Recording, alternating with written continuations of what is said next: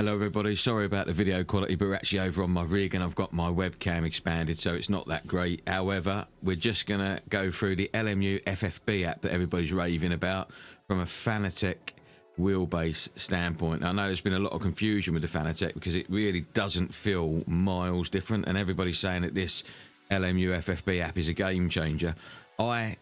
TLDR, I haven't found it a massive game changer, but I do use it for one aspect of the force feedback that I really enjoy, and we'll jump into that now. Let's have a look.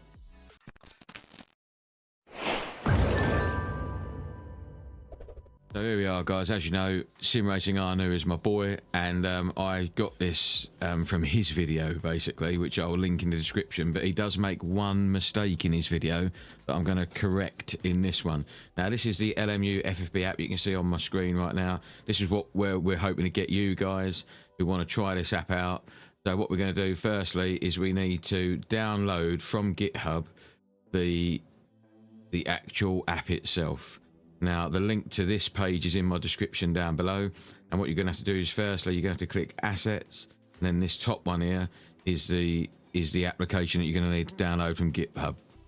Now, once you've downloaded that app, you'll have a zip folder that looks a lot like this.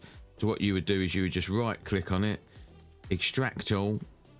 And I'm not going to extract it because I've already got it there. But you extract it here, and then you'll have this file appear here. And this is where Arnout went wrong. So what we're going to have to do is right click on this extracted file folder, and we're going to copy that, and then we're going to go to documents, and anywhere over here in the blank space, just right click and paste. And that's where the problem started with Arnout's video, because he pasted it into program 86 folder, and that's not what you do. It has to go into your documents. It's really important that you do that. You can see mine here in the documents. And that's it. And now, before we start up this folder, before we even go into this folder and do anything, what we want to do is we want to fire up LMU, and we want to go into the settings, and you want to go to controls and force feedback. Absolutely make sure you turn off the force feedback effects, and you put the force feedback effect strength to 0, because we don't want the LMU force feedback interfering in any way. So once you've done that, what you want to do is quit the game. So the next thing you want to do now is after you've shut LMU down, is come to your documents, open your LMU FFB app, and you will only see these two in here. You probably won't see these yet because you haven't actually run the app yet. Open the application and you'll get something like this.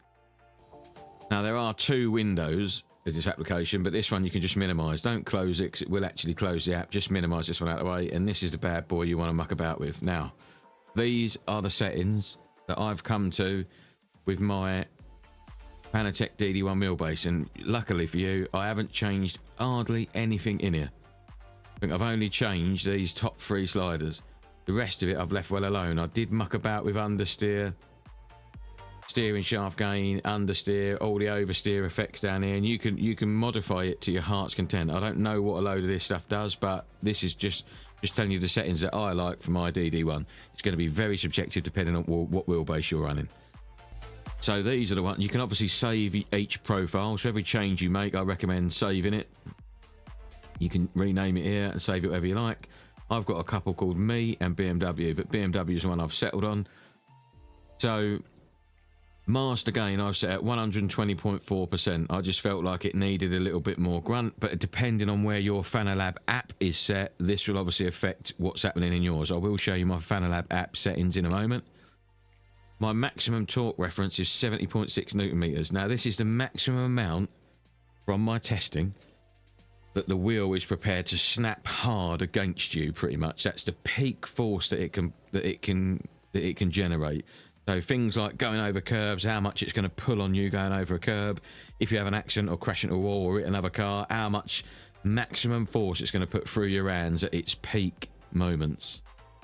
And for the minimum force, I felt like the car had a little bit of vagueness in the center, sort of 20 or 30 degrees of the steering before I felt some resistance and uptake.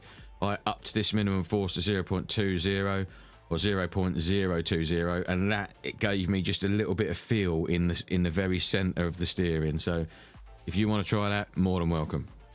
The rest of this stuff is basically set how the LMU FFB app comes. There's loads of stuff in here. Vibrations and gamma and sensitivity and bump projection, all this stuff. And I did muck about with a lot of it, but ultimately, because you know, I haven't got a degree in all this stuff, and you're kind of fumbling around not knowing what you're doing, you can make it feel awful. So I just left all this stuff alone. It's very subjective to what wheelbase you've got. Feel free to muck about with it and see what you come up with. If you come up with anything on a DD1 that feels absolutely wonderful, please feel free to post it in the comments, because I'll be interested to try it out. Now we want to run our beautiful game, LMU. So now we're in our BMW sitting at the beautiful Fuji. What you can do now while you're in the game, if you're in borderless or windowed mode, which I highly recommend, you can press your Windows button, you can pull up the LMU FFB app whilst you're sitting in the game, make some adjustments, and then click back to your game and start driving again. I don't know if your system is the same as mine, but my pedal, I lose all pedals when I bring the LMU FFB app like that. I can still steer, but I can't brake or accelerate. That's just something you can be aware of if you bring it up while you're actually driving.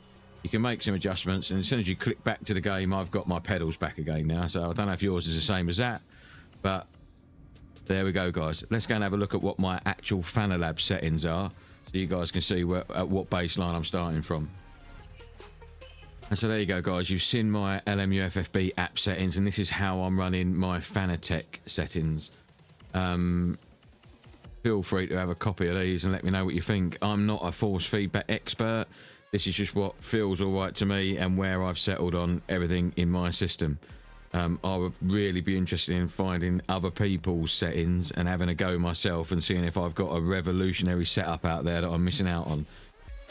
And while I've got you guys, not that I'm teaching you to suck eggs, just for a bit of a quality of life feature, if you right click on LMU FFB app in the taskbar and just say pin to taskbar, it will just be in your taskbar forever, and you won't have to keep going to documents to find it. Or alternatively, you can create a shortcut on your desktop.